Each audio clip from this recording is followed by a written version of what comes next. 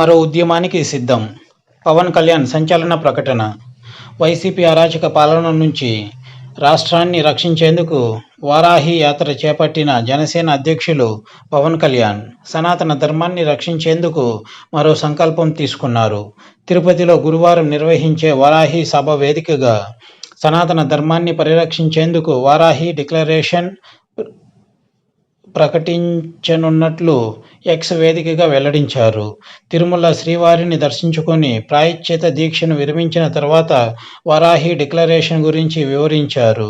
తిరుపతిలో వారాహి సభను సనాతన ధర్మాన్ని పరిరక్షించేందుకు అంకితం చేయనున్నట్లు పవన్ తెలిపారు. సనాతన ధర్మం పరిరక్షణకు ప్రత్యేక బోర్డు ఏర్పాటు చేయాలని కోరుకునే లక్షలాది మంది స్వరాలను ప్రతిధ్వనించడమే లక్ష్యంగా వారాహి సభను నిర్వహించున్నట్లు పవన్ కళ్యాణ్ ప్రకటించారు. 14 నెలల క్రితం వారాహి యాత్రను మొదలుపెట్టినప్పుడు దానిని కేవలం ఉద్యమంగా ప్రారంభించలేదని, సమస్యలను పరిష్కారం చూపించడమే లక్ష్యంగా వారాహి యాత్ర ప్రారంభించినట్లు తెలిపారు.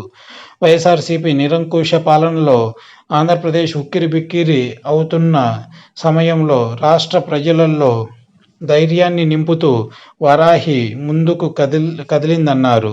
న్యాయం కోసం పోరాడాలనే ధైర్యాన్ని, సంకల్పాన్ని వారాహి యాత్ర ప్రజల్లో కల్పించిందన్నారు. వారాహి కేవలం యాత్ర మాత్రమే కాదని, మన రాష్ట్రాన్ని, సంస్కృతిని కాపాడుకోవాలనే నిబద్ధతను సూచిస్తుందన్నారు. ప్రస్తుతం వారాహి మరో పెద్ద లక్ష్య సాధన కోసం తిరిగి వచ్చిందని ఉప ముఖ్యమంత్రి పవన్ కళ్యాణ్ తెలిపారు.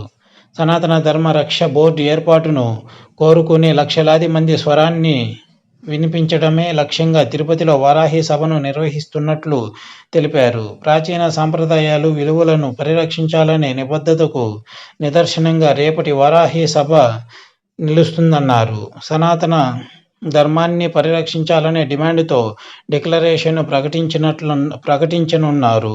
మన వారసత్వాన్ని కాపాడుకోవడానికి ప్రతి ఒక్కరితో కలిసి నడుస్తామని వాగ్దానం చేస్తున్నట్లు పవన్ కళ్యాణ్ తెలిపారు. సనాతన ధర్మ పరిరక్షణలో భాగంగా అందరినీ ఏకతాటిపైకి తీసుకురావడమే లక్ష్యంగా పవన్ కళ్యాణ్ అడుగు వేస్తున్నట్టు తెలుస్తోంది.